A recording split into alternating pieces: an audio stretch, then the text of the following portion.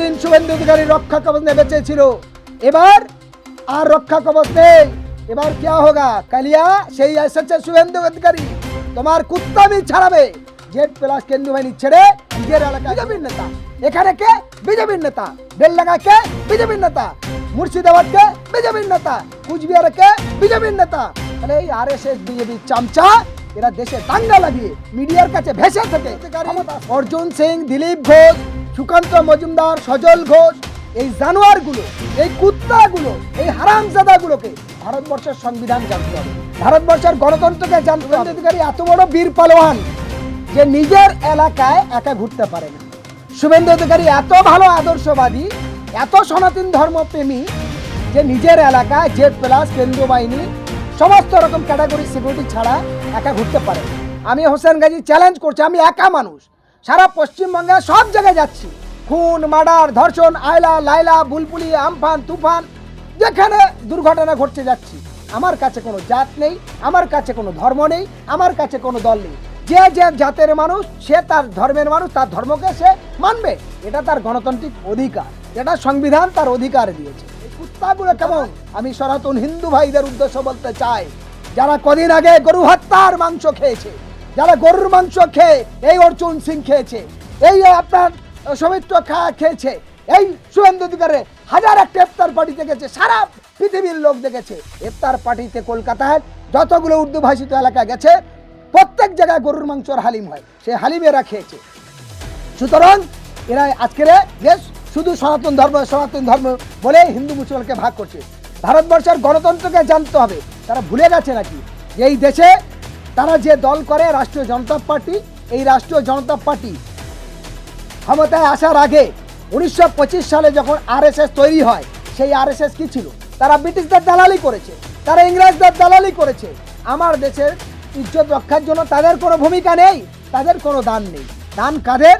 দান ছিল যখন ইংরেজ ব্রিটিশ সাম্রাজ্যবাদ আমাদের দেশে এসেছিল, মিস্ট ইন্ডিয়া কোম্পানির হাত ধরে চা ব্যবসার নাম করে, চা ব্যবসা করতে গিয়ে তাদের সেনারা দীর্ঘদিন থাকার কারণে আমার দেশের দলিত, হিন্দু, মুসলমান, খ্রিস্টান যে মহিলারা সুন্দর ছিল তাদের সঙ্গে খারাপ আচরণ করেছে। অর্থাৎ তারা যৌন তৃপ্তি মেটানোর জন্য বারবার একটা নারীর উপরে তার জুলুম করায়, তারপরে তাদের হত্যা করে ফেলে দিয়েছিল। সে সময় কোনো ব্যবস্থা ছিল না। তখন মুসলমানরা গিয়ে হিন্দু, দলিত, আদিবাসীদের বলেছিল, আসুন এ দেশ আমরা জন্মেছি, এ দেশ আমাদের মাতৃভূমি, আমাদের মাতৃভূমিকে কলঙ্কিত করছে, আমার মা বোনেরা প্রতিদিন প্রাণ যাচ্ছে, দেশটাকে বাঁচাই। তখন বলেছিল অর্থ পাবো কোথায়? তখন বলেছিল আমরা ভিক্ষা করব। বলে সেই সময় চাঁদা তুলে 1 লক্ষ টাকা পণ্ডিত গান্ধীজিদের হাতে দিয়ে বলেছিল, যান আপনি দেশ ভ্রমণ করুন এবং দেশের হিন্দু মুসলমানকে এক জায়গায় একসঙ্গে লড়াই করি। তারপরে 1947 সালে সেই লড়াইয়ে জয় হয় এবং ইংরেজ এই দেশ ছেড়ে পালায়। তারপরে 1949 সালে সংবিধান তৈরি হয়, 1951 সালে রাজনৈতিক দল তৈরি হয়। ফলে শুভেন্দু অধিকারী ভুলে যাবে, এই বিজেপির কুত্তাগুলো ভুলে যাবে।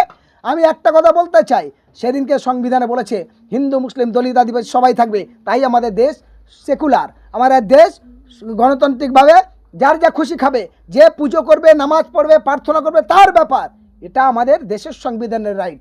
আর এই আরএসএস তখন তাদের দালালি করেছে, মুসলমান দালালি করেনি, দলিত দালালি করেনি।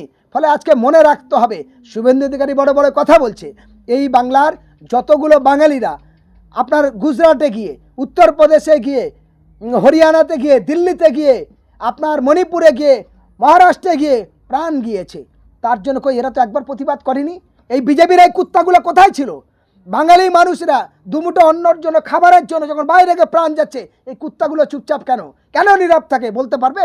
তাদের একটা কথা আমি বলি, আমি বাংলার, পশ্চিমবঙ্গের যে সমস্ত হিন্দু ভাই বোনেরা দেখছে, মা ভাইরা দেখছে, যে সমস্ত তরুণ যুবক যুবতীরা দেখছে, এবং বিহারের, এই দুটো সারা রাজ্যের উদ্দেশ্য আমি হিন্দু ভাইদের কাছে বলতে চাই, আপনারা বলুন এই বিজেপি কেরম চিটিংবাজ, এই আরএসএস কেরম চিটিংবাজ, একটু নিজের বিবেকের সঙ্গে হাত রেখে বলুন।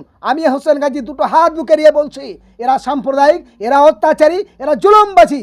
আপনি তার প্রমাণ নিন, আমি প্রমাণ দিচ্ছি। এরা ক্ষমতায় আসার আগে কি বলেছিল? নরেন্দ্র মোদীর পিরিয়ড থেকে তারা বলেছিল, নরেন্দ্র মোদী বলেছিল যে সবকা সাথ সবকা বিকাশ।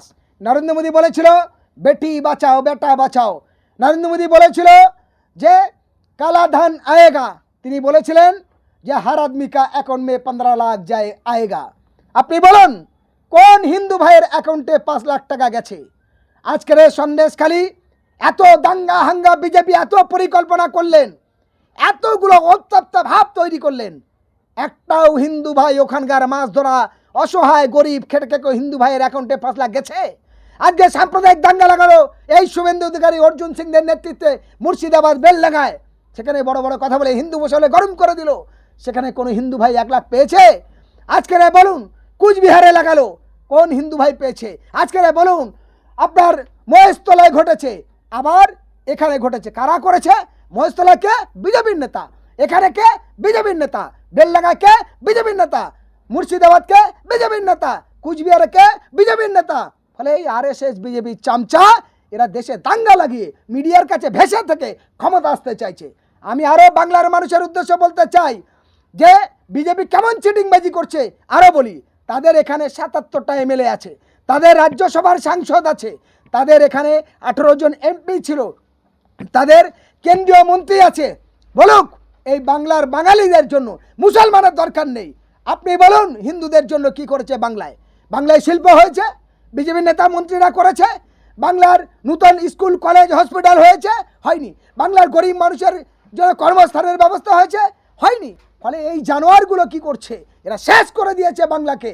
আবার এরা ক্ষমতায় আসার আগে নরেন্দ্র মোদী, অমিত শাহ সবাই একদম আয়রন করা জামা প্যান্ট পরে বাইরে ঘুরে ঘুরে হাজার হাজার কোটি টাকা ধ্বংস করেছে। কত শিল্প হয়েছে, কত মানুষ চাকরি পেয়েছে।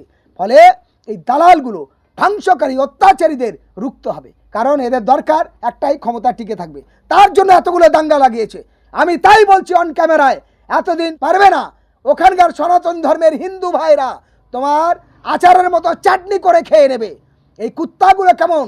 আমি সনাতন হিন্দু ভাইদের উদ্দেশ্য বলতে চাই, যারা কদিন আগে গরু হত্যার মাংস খেয়েছে, যারা গরুর মাংস খেয়ে এই অর্জুন সিং খেয়েছে, এই আপনার সৌমিত্র খা খেয়েছে, এই শুভেন্দু অধিকারী হাজার একটা ইফতার পার্টিতে গেছে, সারা পৃথিবীর লোক দেখেছে।